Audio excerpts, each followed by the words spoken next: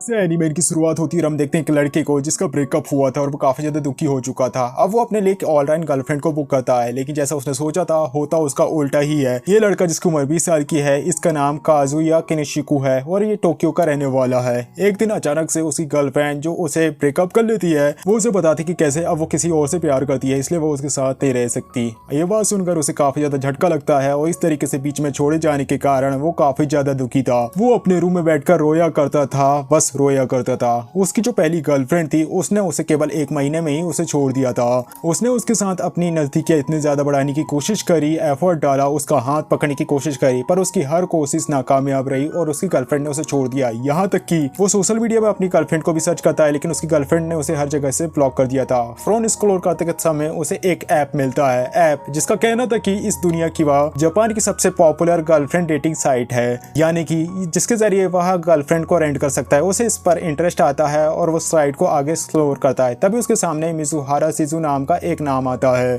जिसके डिस्क्रिप्शन में लिखा हुआ था कि कैसे वो उनकी सबसे प्योर हाई क्लास गर्लफ्रेंड है जिसे तुम रेंट कर सकते हो। जिसे देखकर वो उसे फौरन बुक कर लेता है। अगली सुबह जब वो रोड के किनारे अपने रेंट की हुई गर्लफ्रेंड के आने का वेट कर रहा था, वो अपने मन में सोच ही रहा होगा कि पक्का वो लड़की इतनी ज्यादा खूबसूरत नहीं होगी। लेकिन जैसे ही वो लड़की उसके सामने आती है, उसकी खूबसूरती को देखकर हमारा हीरो फिदा हो जाता है। अब ये लोग एक कैफे में जाकर बैठते हैं और थोड़े टाइम तक ये दोनों एक दूसरे के बारे में बात करते हैं। वो अपने डेट की शुरुआत एक एक्वेरियम घूमने से करते हैं। दरअसल मिजुहारा यहाँ पर पहली बार आई हुई थी। इन दोनों के बाहर आते समय रात हो चुकी थी और काजुया जो कि फोन मिलाता है और इस तरीके से उनकी पहली डेट कंप्लीट हो चुकी थी। अब जैसे वो घर आता है तो तुरंत मिजुहारा की प्रोफाइल को खोलता है और उसकी रिव्यूज को चेक करता है, जहाँ पर उसे कई सारे नेगेटिव कमेंट्स भी नजर आते हैं। दरअसल ये वो लोग थे जिन्होंने मिजुहारा को नेगेटिव कमेंट दिया था, जिसे देखकर वो काफी ज्यादा गुस्सा हो जाता है। अच्छा मुझे ये बताओ, क्या तुम भी जापान जाना चाहोगे और गर्लफ्रेंड रेंट करना चाहोगे? कमेंट बॉक्स में जरूर बताना। हालांकि काजुयो जो कि वाकई रिव्यू को देखकर काफी ज्यादा गुस्से में आ जाता है, क्योंकि उसे वो सब अजीब लग रहा था। उसे इस बात पर यकीन नहीं हो रहा था कि वो उसके झांसे में आ चुका है। वो दोबारा से काजुयो को रेंट करता है और उसे मिलकर उसकी फीस देता है। वो वापस एक्वेरियम घूमने के लिए जाते हैं, जहाँ पर काजुया उसे गुस्से से बात करता है और रोना शुरू कर देता है, इसलिए वह उसे वहां से बाहर ले जाती है। दरअसल उसे ये सोचकर गुस्सा आ रहा था कि वो अलग अलग लोगों को कैसे डेट कर सकती है, इतनी प्यारी सी लड़की।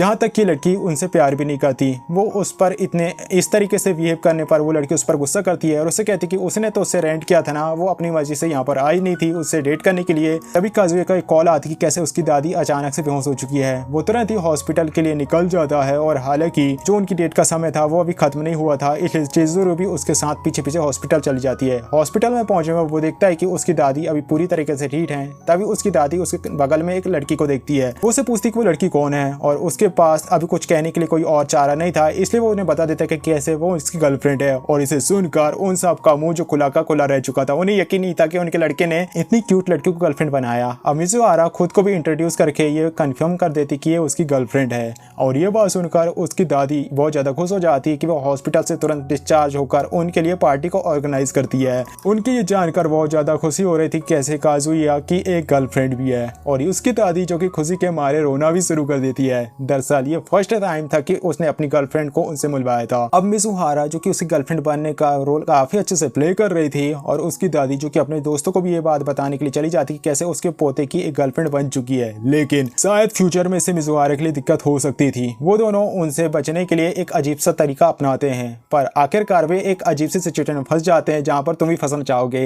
हालांकि तभी मिजुहारा की दादी उनके कमरे में आ जाती है और उनका ये सीन वो देख लेती है, पर यहाँ पर चिजुरो जो जैसे तैसे सिचुएशन को संभालती है। दरअसल काजुया और चिजुरो की दादी दोनों ही दोस्त होती हैं और ये जानने के बाद कि उनके पोता और पोती एक दूसरे के साथ में काफी अच्छे से खुश हैं, तो ये बात जानकर वो दोनों काफी ज्यादा खुश हो जाती हैं। चिजुरो काजुया से कहते हैं कि उनके लिए ये अच्छा होगा कि वो उन्हें सच्चाई बता दे कि उनका ब्रेकअप हो चुका है। अब काजुया की दादी जिनकी तबीयत काफी ज्यादा खराब थी और उनकी एक ख्वाहिश थी कि उनका पोता उनके मरने से पहले किसी अच्छी लड़की को ढूंढ ले, और उनके मरने से पहले उनकी इस इच्छा को काजुया पूरा करना चाह रहा था। उसे घर जाने से पहले काजुया उसे बताता कि कैसे उसने उसे रेंट क्यों किया था। वो उससे ये उम्मीद कर रहा था कि बहुत जल्द वो अपने परिवार को अपनी असली गर्लफ्रेंड से जरूर मिलाएगा। दरअसल अब वो उन्हें और भी ज्यादा धोखे में रखना नहीं चाह रहा था। अगले दिन हमें दिखाया जाता है कॉलेज जाते समय उसे अपनी एक्स गर्लफ्रेंड नजर आती है जो किसी और लड़के के साथ घूम रही थी। इसे देखकर उसे काफी ज्यादा गुस्सा आ जाता है। तभी उसके दोस्त उसे पीछे से आते हैं और उसे वर्जिन कहकर चढ़ाना शुरू कर देते हैं, और तभी अचानक से एक लड़की उसके सामने धोखे से कुछ पेपर्स को गिरा देती है और काजुया जैसे ही उस लड़की को देखने के लिए उसकी तरफ देखता है तो जो देखता है वो शॉक्ड हो चुका था। दरअसल वो लड़की बिल्कुल चिजुरू की तरह नजर आ रही थी। अब हमारा हीरो ये बात समझ चुका था कि ये मिजुहारा ही है, क्योंकि उसका चेहरा पूरी तरीके से उसकी तरह था, बस उसने चश्मा लगाया था और थोड़े कपड़े अलग तरीके से पहने हुए थे। और उसके दोस्त उसे पूछते कि आखिर तुझे क्या हुआ, क्या तो इस लड़की को जानता है? जिस पर वो उसे कहता है कि उसने उसे धोखे से किसी और को समझ लिया। अब वो इस बात को नजरअंदाज कर देता है और वहां से चला जाता है और तभी पीछे से आकर कोई उसे खींच लेता है और उसे एक कमरे में ले जाता है। हमें यहाँ पता चलता है कि दरअसल ये वही लड़की थी और ये लड़की कोई और नहीं बल्कि हमारी मिजुहारा होती है। यहाँ पर काजुया का शक बिल्कुल सही था। मिजुहारा उसे धमकाती है और उसे कहती कि वो उसके बारे में किसी को भी ना बताए। दरअसल वो अपनी इस जॉब को सीक्रेट रखना चाहती है जो रेंट गर्लफ्रेंड का था। उन्हें यकीन नहीं हो रहा था कि वो सेम कॉलेज में पढ़ रहे हैं। एक दिन सुबह जो काजुया अपने अपार्टमेंट से बाहर आता है तब वो हैरानी से चिजुरू को उसके बगल वाले अपार्टमेंट में देखता है। दरअसल ये दोनों एक दूसरे को देखकर चिल्लाना शुरू कर देते हैं। ये दोनों एक ही कॉलेज में जाते थे और एक दूसरे के पड़ोसी थे, और लेकिन इन दोनों को एक दूसरे के बारे में पता नहीं था। अब चिजुरू तुरंत अपने रूम में चली जाती है और जैसे ही वो इसलिए उससे डरकर अंदर जा रही थी क्योंकि वो अपने क्लाइंट के साथ कनेक्शन नहीं बनाना चाह रही थी। अब इसी बीच हम देखते हैं ताजुरी जिसे अपनी दादी का वीडियो कॉल आती है और उसे चिजुरू के हॉस्पिटल में कही हुई बात याद आती कि कैसे उसे उन्हें बता देना चाहिए कि कैसे उनका ब्रेकअप हो चुका है। वो ये सब बताने वाला था, तभी उसकी दादी उसे कहती है कि वो उसके अपार्टमेंट में आने वाली है और उसे चिजुरू को भी बुलाना होगा अपने अपार्टमेंट में। वो इन सब को लेकर काफी ज्यादा खुश थी कि काजुरी उनके दिल को नहीं छोड़ना चाह रहा था, तोड़ना नहीं चाह रहा था। और उनके वहां पर अचानक की खबर को सुनकर काजुया जो कि अब हड़बड़ाना शुरू कर देता है। वो ये सोचकर घबरा रहा था कि आखिर वो क्या जवाब देगा। अब क्योंकि गर्लफ्रेंड को एक हफ्ते पहले से रेंट करना पड़ता है और उसे रेंट करने के लिए अभी काफी टाइम हो चुका था और उनको वो ये भी नहीं बता सकता कि उनका ब्रेकअप हो चुका है, क्योंकि शायद वो अपनी दादी को ये सब बताए तो उसकी दादी जिसकी तबीयत खराब हो सकती थी उसके पास कोई और ऑप्शन नहीं था। तो वो चिजुरू के दरवाजे पर सर झुकाता है और उसके सामने हाथ जोड़कर रिक्वेस्ट करता है कि वो उसकी हेल्प करे और खाली उस दिन के लिए वह उसकी गर्लफ्रेंड बन जाए। दरअसल उसकी दादी उससे मिलने के लिए आने वाली थी। चिजुरू जो चाहती थी कि वो अपनी दादी को सच्चाई बता दे कि उनका ब्रेकअप हो चुका है, लेकिन उसकी दादी चिजुरू के बारे में बात करते समय इतनी ज्यादा खुश थी कि वह उन्हें ये बता नहीं पाया। जैसे तैसे चिजुरू जो कि उसे यहाँ पर मना कर देती है क्योंकि ऐप के रूल्स में ये बात साफ लिखी हुई थी कि वो अपने क्लाइंट के साथ किसी भी तरीके का प्राइवेट रिलेशनशिप नहीं बना सकती, नहीं जा सकती है। इसके बाद चिजुरू जो कि हीट करके दरवाजा बंद कर देती है। काजुया फ्रस्ट्रेट हो चुका था और घबराना शुरू कर देता है। अब थोड़ी देर बाद उसके अपार्टमेंट की घंटी बजती है और बाहर खड़ी थी उसकी दादी जो एकदम तैयार होकर आ चुकी थी। वो अंदर आकर देखती है कि कैसे काजुया का अपार्टमेंट गंदा पड़ा हुआ है। अब वो एक चेयर में जाकर बैठ जाती हैं और फोन चलाते समय उससे पूछती है कि आखिर चिजुरू कहाँ पर है और वो कब आएगी। और ये बात सुनकर काजुया जो बहाने बनाना शुरू कर देता है। वो यहाँ पर ऐसे बताने की कोशिश करता है कि कैसे अभी उसकी फोन से बात हुई है और वो तुरंत चिजुरू के दरवाजे पर जाता है और कई बार बेल को नॉक करता है और डिलीवरी बॉय होने का नाटक भी करता है। और वो हेल्प मांगने के लिए वो इतना ज्यादा फ्रस्ट्रेट हो चुका था, डेस्परेट हो चुका था कि उसके दरवाजे खुलते ही काजुया जो जबरदस्ती उसके अपार्टमेंट में घुसने की कोशिश करता है। वो उसे मनाने के लिए अपने हर तरीके के आजमाता है, पर काम करने के लिए तैयार होता है और वो नहीं मानती और तो और वो उसे किक करके भी बाहर फेंक देती है। अब वो अपने अपार्टमेंट में वापस आ जाता है और ये डिसाइड करता है कि अब वो अपनी सारी सच्चाई दादी को बता देगा। अब अपनी बात वो जिससे पहले बता पाता कि उसकी दादी उसे रोकती है और बोलती है कि उसे समझ आ चुका है कि वो उसे छोड़कर जा चुकी है।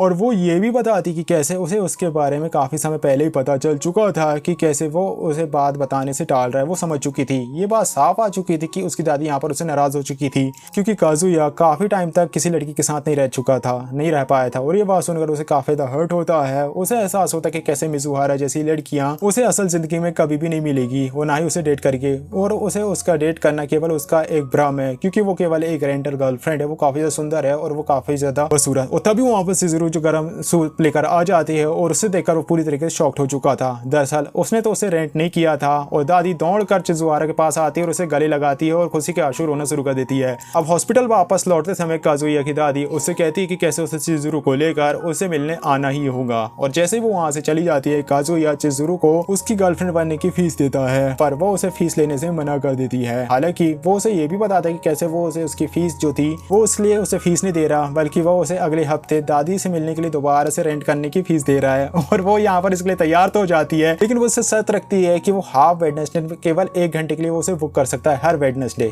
अब कॉलेज जाते समय उसे रास्ते में उसकी एक्स गर्लफ्रेंड नामी भी टकराती है। वो उसे देखते ही अजीब सा चेहरा बना लेता है और वो उसे घूरना शुरू कर देता है। जो उसकी एक्स गर्लफ्रेंड थी वो उसे एक पूछने से खुद को नहीं रोक पाता कि आखिर उसने उसे क्यों ब्लॉक किया, पर तभी पीछे से उसके दोस्त आ जाते हैं और उसे बीच में ही बात करने से रोक देते हैं। वो काजुया से उस लड़की को भूल जाने से कह देते हैं क्योंकि वो लड़की अब उसके औकात के बाहर जा चुकी थी। इसके बाद मामी की दोस्त उसे काजुया को लेकर चढ़ाना शुरू कर देती है। काजुया जो कि अपने कमरे में बैठकर कई सारी चीजों के बारे में सोच रहा था कि कैसे हर लड़का जो दुख में अकेला ही रहता है और वो अपने फ्यूचर के बारे में सोच रहा था। तभी उसे बाहर से आवाज आती है। बाहर देखने पर चिज़ुरू उसका बाहर वेट कर रही थी। दरअसल आज काजुया की दादी से मिलने के लिए जाना था।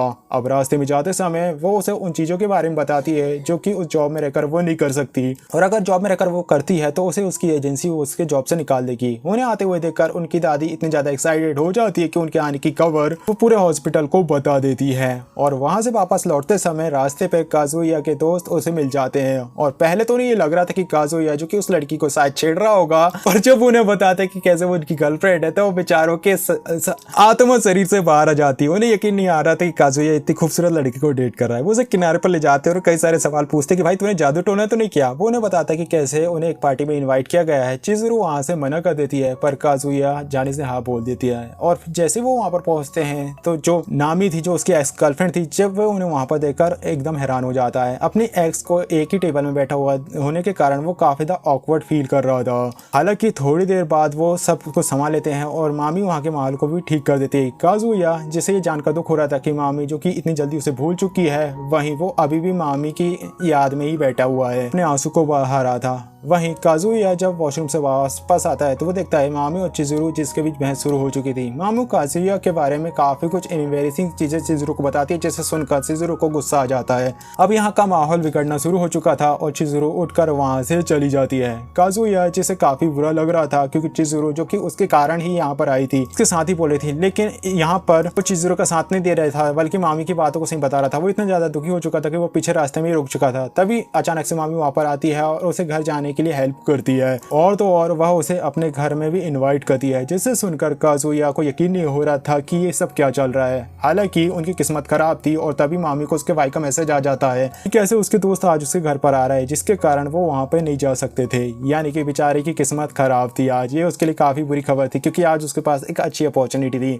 हालांकि उसकी इन्वेस्टिगेशन उसने उसे बुलाया था तो उसे लग रहा था कि शायद ये दोबारा साथ में आने के लिए कह रही है। तभी उसके दिमाग में ख्याल आ रहा था कि आखिर क्यों ना वो उसे अपने घर पे बुला ले। वो तुरंत ही वो उसे कुछ बोले, वो वहां से चला जाता है, पर मामी भी उसका पीछा कर रही थी। और काजुया जो कि ये समझ नहीं पा रहा था कि आखिर वो उसे के साथ इतने अच्छे से बिहेव क्यों कर रही है। रीजन ये था कि थोड़े टाइम पहले मामी उसकी बुराई कर रही थी। हालांकि वो इन सारी बातों को भूल जाता है और उसे अपने घर चलने के लिए पूछ ही लेता है। काजुया जो कि तुरंत ही अचानक से डिफेंसिव मोड में आ जाता है और समझ आ रहा था कि शायद उसने मामी को वापस से हासिल करने के लिए अनजाने में चिज़ुरू को शायद हर्ट कर दिया है। मामी जो कि इसके सिर को सहलाती और सोच रही थी कि शायद ये अभी नशे में होगा। वो उसके सामने चिज़ुरू के बारे में काफी बुरा भरा कहना शुरू कर देती है और खुद के साथ रिलेशनशिप में आने के इशारे करती है। पर तब वो ये बात जानकर हैरान हो जाती है कि काजुया जो कि चिज़ुरू की तरफदारी कहता है। वो कहता है कि कैसे वो अभी भी उसे पसंद करता है, लेकिन वो चिज़ुरू के खिलाफ कोई भी बातों को नहीं सुन सकता।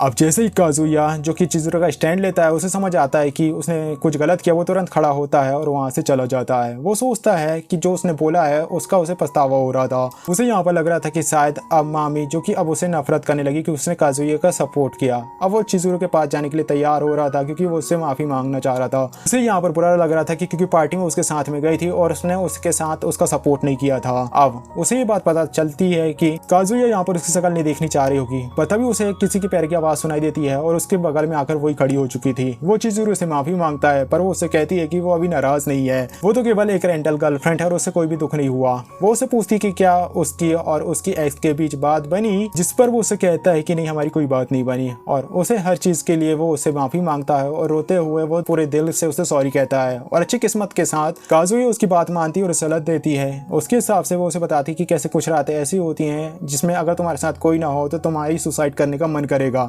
और किसी को खोने का दर्द तुम्हें दोबारा से मिल सकता है। यही कारण है कि तुम्हें किसी के साथ चले जाना चाहिए। और उसकी बात सुनकर काजुया रोने लगता है। काजुया एक दिन अपने दोस्तों के साथ घूमने के लिए जा रहा था, जहाँ पर मामी और उसके दोस्त भी उनके साथ में थे। काजुया जो कि अभी भी कंफ्यूज था कि आखिर इन्होंने मुझे क्यों बुलाया। उसे ये लग रहा था कि शायद मामी से उसने उस रात जो बोला था उसके बाद शायद मामी उसे नफरत करने लगी होगी। पर उसके दोस्त उसे बताते कि ऐसे मामी ही चाहती थी कि काजुया और चिज़ुरू भी वहां पर आए। अब वो उन सारी बातों के बारे में सोच रहा था जो कि रात में चिज़ुरू ने उससे कहा था। थोड़ी देर बाद वो अपने होटल में पहुंच चुके थे, जहां पर लड़कियों को स्विम सूट पहनने के लिए दे दिया जाता है ताकि वो स्विमिंग करने जा सकें। तभी काजुया मामी एक दूसरे को देख लेते हैं और काजुया मामी को देखकर शर्माना शुरू कर देता है। काजुया ये जानना चाह रहा था कि आखिर मामी के दिल में क्या है, क्योंकि मामी जो कि दोबारा से काजुया के साथ रिलेशनशिप में आने के लिए कह रही थी ताकि वह गर्लफ्रेंड रेंट न कर पाए और अपनी दादी से मिला पाए। मामी उसके साथ और बाकी सबके सामने काफी अच्छे से बिहेव कर रही थी, पर काजुया को ये नहीं पता था कि मामी जो उसके पीठ पीछे उसके उस चिजुरो के पीछे ऑनलाइन काफी कुछ बुरे बुरे पोस्ट कर रही होती है।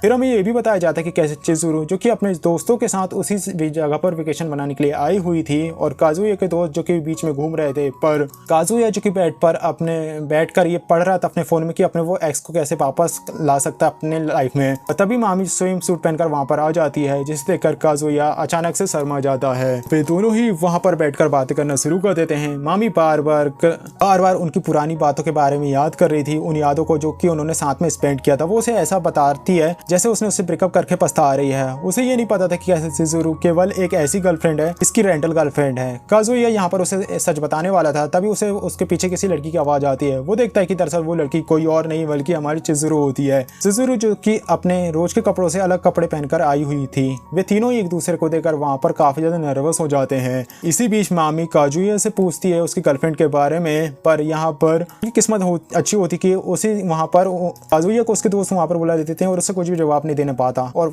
तुरंत ही वो बाथरूम में चला जाता है और वहां पर रोना शुरू कर देता है। वो वहां पर मामी को उसकी गर्लफ्रेंड की सच्चाई के बारे में बताना चाह रहा था ताकि वे रिलेशनशिप में आ जाएं, पर तभी वहां पर दरवाजा खुलता है और वहां पर इचिरो धोखे से गर्ल्स वॉशरूम समझकर वहां पर आ गई। काजुया तुरंत उसे पकड़ लेता है और अंदर खींच लेता है, जिसके कारण वो उस पर नाराज होती है। दरअसल उन्होंने पहले से ही ये तय कर चुका था कि वे जब भी कॉलेज के लोगों के सामने होंगे वो एक दूसरे से बात नहीं करेंगे। वो उससे पूछता है कि आखिर वे उसी बीच में क्यों आई जहां पर वो आई हुआ है। वे लोग बात ही कर रहे होते कि तभी उन्हें बाहर से मामी की आवाज सुनाई देती है। दोनों अब यहाँ पर हड़बड़ाना शुरू कर देते हैं, क्योंकि अगर मामी ने उन दोनों को साथ में देख लिया तो ये कुछ और समझ लेगी। काजुया जो कि पहले बाहर जाता है और मामी को झूठ बोलकर वहां से जाने की कोशिश करता है, पर उसका झूठ मामी ने पकड़ लिया था और जैसे ही वो दरवाजा खोलने की कोशिश करती है वो काजुया घबरा जाता है, पर मामी जैसे दरवाजा खोलती अंदर से चिजुरो उसे खोलती और बाहर आ जाती है। चिजुरो ने उतनी देर में ये सोच लिया था कि बाकी की नजरों में वो काजुया की गर्लफ्रेंड है, इसलिए अगर वे साथ में हुई तो उन्हें कोई कुछ नहीं कहेगा, और होता भी ऐसा ही है। वही हमें दिखाया जाता है मामी जो कि इस चीज से जल चुकी थी और एक जगह पर जाकर काजुया और चिजुरो के बारे में अपने प्राइवेट सोशल मीडिया अकाउंट से काफी कुछ बुराई बातें करने शुरू कर देती है। काजुया और चिजुरो के पास कोई और ऑप्शन नहीं था, जिसके कारण वो अपना दिखावा सबके सामने करते रहते हैं। चिजुरो जिसकी पर्सनैलिटी अजीब तरीके की थी, जो काजुया को अपने सपने में उसे अपनी गर्लफ्रेंड के रूप में देखना काफी ज्यादा मुश्किल था, क्योंकि वो काफी ज्यादा क्यूट थी। सारे लड़के चाहते थे कि चिजुरो को दोबारा से काजुया की गर्लफ्रेंड बनने का नाटक पड़ रहा था सभी लोगों के सामने। अभी लोग पानी में तैरते समय काजुया यही सोच रहा था कि तभी पीछे से मामी उसे आवाज लगाती अपने पास बुलाती है। वो उसे बताती कैसे उसका ब्रेसलेट पानी में खो गया और वो उसे ढूंढे। मौका पाकर मामी जो काजुया को अचानक से किस कर देती है और इसके बाद हमें दिखाया जाता है वो समय का सीन दिखाया जाता है जहाँ पर मामी और काजुया एक दूसरे से पहली बार मिले थे। ये वो समय था जहाँ पर एक दूसरे से इंट्रोड्यूस हुए थे। ये वही समय था जहाँ पर काजुया ने मामी को प्रपोज किया था और ये वही समय था जहाँ पर उसने उसे पहली बार डेट पे चलने के लिए कहा था। उनकी जो पहली डेट थी वो एक अम्यूजमेंट पार्क में थी और उनकी पहली किस तब हुई थी जब वे रात में उसे घर छोड़ने के लिए जा रहा था और बीच पर किस करते समय उसे उसकी याद आ जाती है पुराने टाइम की। इसके बाद वो गहरे सदमे में जा चुका था कि ये सब क्या चल रहा है। वो अपने दोस्तों के साथ कार्ड्स खेलने के लिए वापस लौट आता है, तभी काजुया को उसकी दादी का कॉल आता है। उसकी दादी उसे बताती कि कैसे उन्होंने उसे हॉस्पिटल से डिस्चार्ज कर दिया जाएगा बहुत जल्द, क्योंकि उनके हेल्थ चेकअप कंप्लीट हो चुके हैं। और उसे खबर सुनकर खुशी होती है, पर वो और भी घबराने लगता है। उसे गिल्ट भी महसूस हो रहा था, क्योंकि इतने समय में वह चिजुरो के साथ में अपने रिलेशनशिप के बारे में दादी को झूठ बोल रहा था, उन्हें सच्चाई नहीं बता रहा था। अब वो टेबल पर वापस में आ जाता है और वह इस बारे में बात कर रहे थे कि चिजुरो जो कि कितने ज्यादा अमीर है, कैसे वो थोड़े टाइम पहले काजुया ने जो उससे झूठ बोला था किसी दिन वे उसके घर जाने का प्लान बना रहे थे। वही हमें दिखाया जाता है काजुया जो ये सोच रहा था कि वो सबको सच्चाई कैसे बताएगा। जैसे तैसे वो हिम्मत जुटाता है और खड़ा हो जाता है और सबसे ये बताने जा रहा था कि वो ब्रेकअप करने के बारे में सोच रहा है। चिजुरो को ये उम्मीद नहीं थी कि काजुया ये बात को सीधा बोल देगा। देखने पर ये समझ आ रहा था कि शायद उस पर इसका गलत इम्पैक्ट पड़ा है। तभी अचानक से उसका दोस्त खड़ा होता है और उसके चेहरे पर पंच जड़ देता है और काजुया भी उसे वापस से पंच मार देता है। इन दोनों के बीच फाइट होना शुरू हो जाती है और इनकी फाइट बढ़ जाती है। ये दोनों एक दूसरे का मुंह तोड़ना शुरू कर देते हैं। कोई भी इन्हें रोक नहीं पा रहा था। दरअसल उसके दोस्त की ये कहना था कि उसने गौर किया था कि चिजुरो के साथ रिलेशनशिप होने के बाद भी वह पीठ पीछे मामी के साथ में अपनी रिलेशनशिप को कंटिन्यू करना चाहता है, इसलिए उसने मुक्का मारा। उसका कहना था कि उसका दोस्त लड़कियों की भावनाओं के साथ खेल रहा है और जानबूझकर ये सब कर रहा है। वो तो यहाँ पर इतने ज्यादा गुस्से में आ चुका था कि वो मामी को भी साफ कह देता है कि उसे उस लड़के को दोबारा से वैसे सिग्नल नहीं देने चाहिए जिसने उसने अभी ब्रेकअप किया है उसे छोड़ दिया है। वहीं चिजुरो को वो वहाँ से जाने के लिए कह देते हैं क्योंकि यहाँ पर माहौल अब बदल चुका था। काजुया भी वहाँ से चला जाता है और कीवे की कई बातें अब उसके दिल पे लग चुकी थी। चिजुरो जो कि उसे दिलासा देती है और कहती है कि उसने कुछ भी गलत नहीं किया है। दरअसल उसके दोस्तों को असली बात तो पता ही नहीं है। अब उसने तो उन्हें यही बताया ना कि उनका ब्रेकअप हो चुका है और अब बस उसकी दादी को उन्हें ये बताना होगा जो कि इस हफ्ते डिस्चार्ज हो जाएंगी, तब वे उन्हें बता सकते हैं। काजुया उसे उस दिन के लिए बुक कर लेता है और थोड़ी देर बातचीत करने के बाद वे लोग अपने घर लौट आते हैं। हालांकि अभी भी उसे ये समझ नहीं आ रहा था कि आखिर वह अपने कपड़े कैसे वापस लेने जाए। दरअसल अभी भी वो चेंजिंग रूम में उसके कपड़े पड़े हुए थे। तभी पीछे से कीवे वहां पर आता है और उसे कुछ देर अकेले में बात करने के लिए कहता है। तभी काजुया जो कि अकेले टहलते हुए बाकी चीजों के बारे में सोच रहा था जो अभी हुआ, उसे चिजुरो की याद आती है कि कैसे उसने उसके साथ टाइम स्पेंड किया था। तभी उसे चिजुरो और कीवे बात करते हुए नजर आते हैं, जिसे देखकर वो शॉक्ड हो जाता है। उसे यहाँ पर कीवे की बातें याद आती हैं और वो इस बात में निष्कर्ष में आता है कि शायद वो उसे डेट में पूछने वाला, डेट के लिए। वही हमें दिखाया जाता है कि वे चिजुरो को काफी सारी चीजों के बारे में बात कर रहा था। वहीं काजू जो छुप के इनकी बातों को सुन रहा था। कीवे चिजुरो को बता रहा था कि उसे उस समय यकीन नहीं हुआ जब काजुया ने उसे बताया था कि उसकी इतनी सुंदर गर्लफ्रेंड है जिसे वो डेट कर रहा है, क्योंकि पहले वह कई लड़कियों से साफ रिजेक्ट हो चुका था।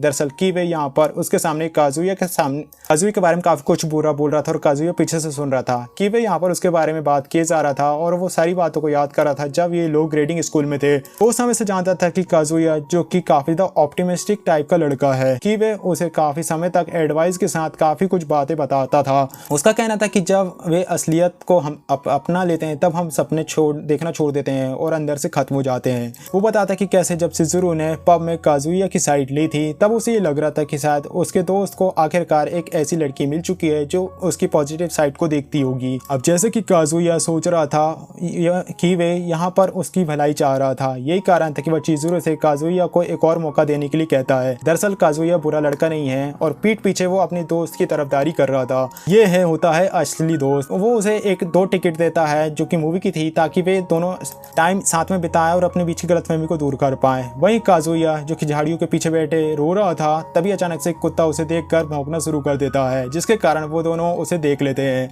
अब चिजुरो जो कि उसे फेरी टिकट देता है दूसरा वाला और उसे कहता है कि कीवे के इतना कहने के बाद वो उसे अब मना नहीं कर पाए। इसके बाद वे लोग आखिरी बार एक साथ फेरी में जाने के बारे में सोचते हैं। अब फेरी पर वे मामी के साथ दोबारा से रिलेशनशिप में आने के लिए वो उसे पुश करती है। दरअसल अभी भी चिजुरो उसे पसंद करता था। अब यहाँ पर उसे समझ नहीं आ रहा था कि आखिर उसे थैंक्स कैसे कहे, क्योंकि उसने उसे मामी से दोबारा से मिला लिया था और उसने उसे काफी ज्यादा मोटिवेट भी किया था रिलेशनशिप में। सब कुछ उसने ही किया था। अब वो उसके पास जाता है, उसे सब कुछ बता देता है जो मामी सुनना चाहती थी। वह चिजुरो जिसकी तबीयत कुछ ठीक नजर नहीं आ रही थी। काजुया जिसके पास मामी का कॉल आता है और वो उससे बोलती है कि कैसे उसने उससे कुछ बात करनी है और वो उसे पूल में अकेला उसका वेट कर रही है। अचानक से कोई लड़की पानी में गिर जाती है और ये लड़की होती है चिजुरो। काजुया जो कि मामी से बात कर रहा था, वो ये बात नहीं जान पाया था कि चिजुरो जो पानी में गिर चुकी है, और जैसे ही उसे ये पता चलता है कि कैसे जो लड़की पानी में गिरी है वो चिजुरो है, वो बिना कुछ सोचे समझे अपने फोन को फेंक देता है और तुरंत ही नीचे कूद जाता है। रेलिंग से सीधा पानी के अंदर कूद जाता है। उस समय उसके दिमाग में ये बिल्कुल भी नहीं था कि उसे तैरना आता है कि नहीं, उसे केवल चिजुरो को बचाना था और उसे अपने फोन की भी फिक्र नहीं थी और वो सीधे पानी में कूद जाता है। उसे ये भी याद नहीं था कि उसे मामी से मिलना है।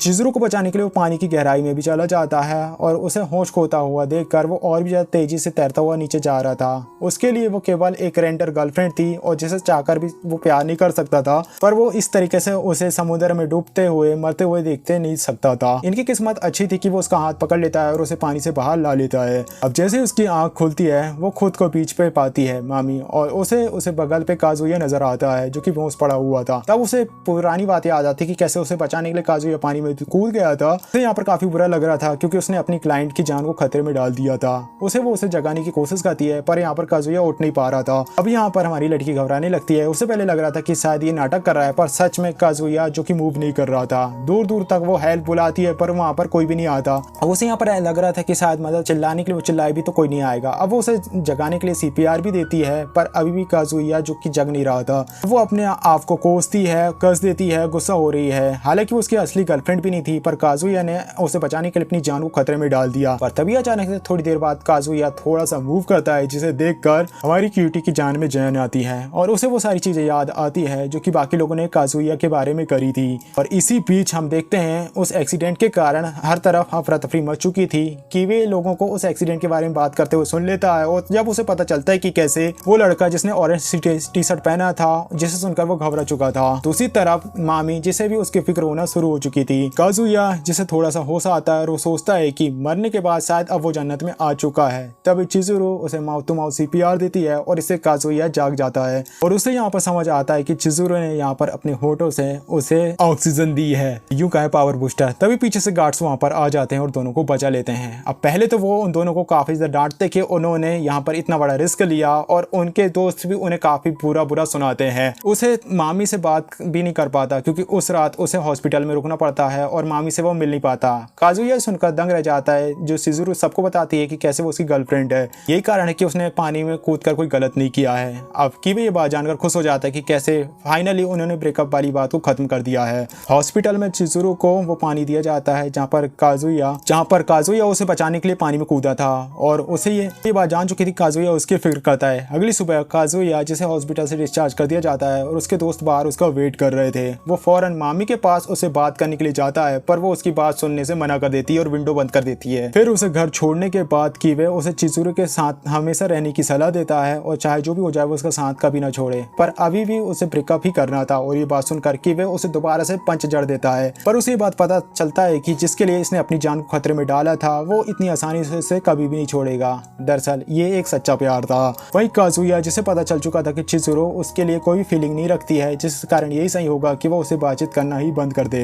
वो इसके बारे में सोच ही रहा होता है कि तभी चिजुरो उसके सामने आ जाती है। वो उसके पास जाता है और एक बार उसे माफी मांगता है। वो उसे अगले हफ्ते के लिए पहले से ही बुक कर चुका था। काजुया उस पल को अभी भी याद कर रहा था जहाँ पर चिजुरो ने उसे बचाने के लिए CPR दिया था। यानी कि तुम समझ सकते हो ना, अब उसके दिमाग में से तो केवल ये CPR था, लेकिन उसका दिल तो कुछ और कह रहा था कि ये नॉर्मल CPR नहीं था। अब कॉलेज में चिजुरो अपने दोस्तों से अचानक से बीच से जाने से माफी मांगती है और उनके क्वेश्चन करने पर वहाँ पर कई झूठी बातें करती है। और जैसे ही उसके आसपास जैसे ही उसके सामने चिजुरो होता था वो ऑकवर्ड नहीं होता था, लेकिन अब वो उसके आसपास होने पर ऑकवर्ड होने लगा था। वो अपने अंदर ही अंदर कुछ सोच रहा था पर वो ये बात को एक्सेप्ट नहीं करने के लिए तैयार नहीं था कि वो चिजुरो को लिए कुछ अच्छा महसूस करता है। अब एक दिन दादी उसे हॉट स्प्रिंग में ले जाती जहाँ पर वो चिजुरो की दादी को देखकर हैरान हो जाता है। वो इधर उधर देखता है और किसी को ढूंढना शुरू कर देता है। दरअसल वो यहाँ पर चिजुरो को ही ढूंढ रहा था।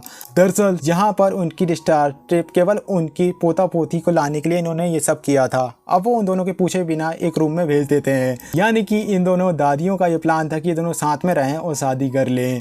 ये बात जानने के बाद कि ये दोनों एक ही कमरे में रहेंगे, ये लोग अपनी दादियों के पास जाते हैं और उन्हें बताते हैं कि दरअसल वो अभी वहां तक नहीं पहुंचे जहां पर इन दादियों ने सोचा है। उनके पास अभी साथ रहने का वो दिखावा करते हैं क्योंकि इनके पास कोई और ऑप्शन था नहीं। चिजुरो को अपनी दादी से झूठ बोलकर काफी ज्यादा गिल्टी फील हो रहा था। थोड़ी देर बाद वे दोनों साथ में बैठकर लंच करते हैं जहाँ पर काजुया उस पर से अपनी नजरों को हटा नहीं पा रहा था और हमें पता चल रहा था कि काजुया उससे प्यार करने लगा है। उन दोनों के बीच जो ऑकवर्डनेस थी वो बढ़ने लगती है। अब यहाँ पर चिजुरो उसे बगल में सोने के लिए कहती है क्योंकि अगर वो बाहर हॉल में भी सोएगा तो उसे अच्छा नहीं लगेगा। अब रात हो चुकी थी। काजुया जो सो नहीं पा रहा था, दरअसल उसके दिमाग में कई सारे अजीब सी चीजें चल रही थी। काजुया जो कि जाकर सोच रहा था कि आखिर वो उसके बारे में क्या महसूस करती होगी। उसे नींद नहीं आ रही थी। अब वो वहाँ पर खड़ा हो जाता है और चिजुरो के पीठ को घूरना शुरू कर देता है। वो ये सोच रहा था कि शायद चिजुरो उसे 1000 गुना ज्यादा मैच्योर है, उसका स्वभाव भी अच्छा है, इसलिए वो उसे और भी जानना चाहता है। वो उसे इस तरीके से बात करना शुरू कर देता है कि शायद वो जागी हो और शायद वो उसे सुन सकती हो। हालांकि असल में तो वो सो रही थी, लेकिन वो उसे सारी बातें बता देता है जो वो चिजुरो को बताना चाह रहा था। वो उसे बताता है कि कैसे जब भी वो उसके साथ में रहता है तो उसे लगता है कि शायद वो बदल सकता है। यानी कि वो उससे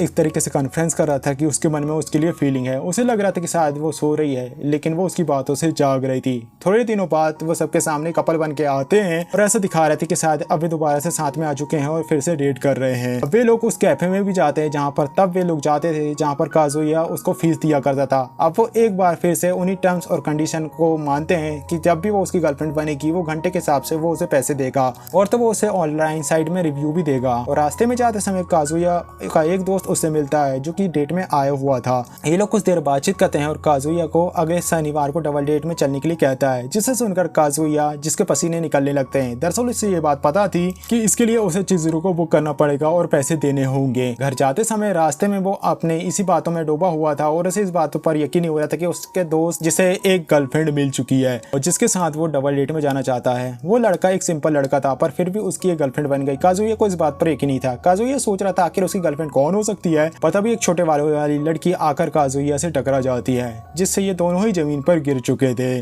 काजुया की नजर जैसे उस लड़की की स्कर्ट पे पड़ती है, वो लड़की उसे ठरकी कहकर वहां से चली जाती है। अब शनिवार का दिन आ चुका था और वे लोग स्टेशन पर फ्री वॉकिंग करने के लिए मिलते हैं। काजुया जिसे अभी भी यकीन नहीं हो रहा था कि उसकी दोस्त की एक गर्लफ्रेंड बन चुकी है और वहीं उसके साथ में एक रेंटल गर्लफ्रेंड है। अब कैरी जिसने अपने साथ एक छोटी बालों वाली लड़की को लेकर आया था, जिसे देखकर काजुया को याद आता है कि दरअसल ये वही लड़की है जिसे उसने रास्ते पर वो उसे टकराया था। यानी कि काजुया का जो दोस्त होता है वो उस लड़की का नाम यूका बताती है और वह भी चिजुरो की तरह ही खूबसूरत थी। काजुया उसकी खूबसूरती को देखकर रह जाता है और चिजुरो उसे घूरना शुरू कर देती है।